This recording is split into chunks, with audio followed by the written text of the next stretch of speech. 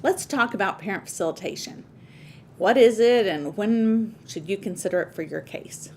We actually have a statute now in Texas that allows a court to appoint a parent facilitator. Typically, parent facilitators are mental health professionals, sometimes they're lawyers, and they serve in a role in high conflict cases. So, how do you know if you have a high conflict case? Well, if you are filing lots of pleadings and calling your lawyer every day, you probably qualify as a high conflict case.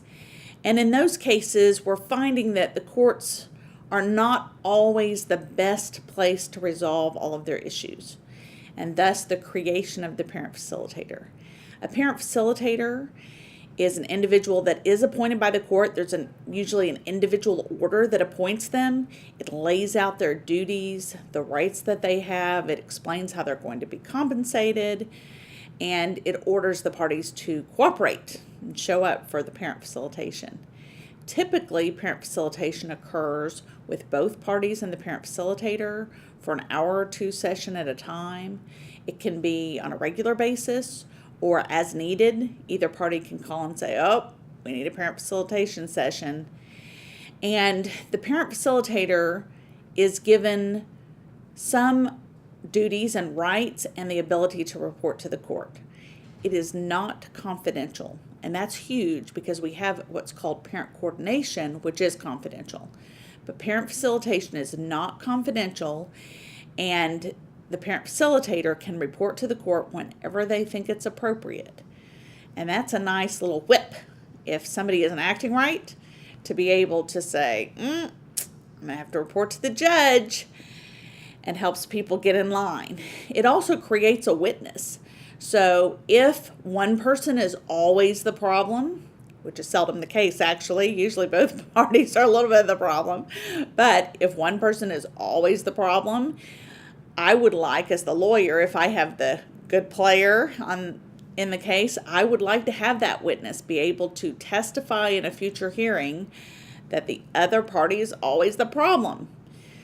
So I view it as a plus because as a lawyer, it's either going to help the parties resolve their differences, which is a plus, or it's going to create a witness for me to explain to the judge who the problem is. Because in a hearing or in a trial, you have limited time for the judge to hear from everyone and understand what's really going on. And someone may be able to fake it in that hearing or in the trial because they're on the stand for such a limited time. But they can't really fake it with the parent facilitator because the parent facilitator has a lot more exposure to them.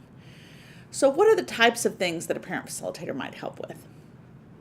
An example would be that they have a decree of divorce, I'm assuming at this point, or maybe a paternity order. So this is usually after orders are in place. Not always. Sometimes it's while the case is pending. But often they already have an order. Maybe it's a temporary order even. But they're still having a dispute about summer. They don't want to follow the order because there's this special camp that the child always goes to. Or this year, Easter fell on top of spring break and nobody thought about that, so it's not addressed in the order, and they're having a dispute about that. They don't agree. They both want the child at the same time, or one of them wants the child to go to the camp and the other doesn't. So how do they handle that? That is the type of thing the parent facilitator will help them with. Now, the parent facilitator doesn't get to make the decision. They are not empowered to change the orders of the court. But they are skilled, trained professionals who can help walk these people through these difficult issues for them and help them to get on the same page. They will also be, as they're working through these issues, teaching the parents how to be better co-parents. By modeling and by giving them specific assignments, they will be showing them what is appropriate co-parenting and what's not. Because sometimes people, they even have good intentions, they just lack skills.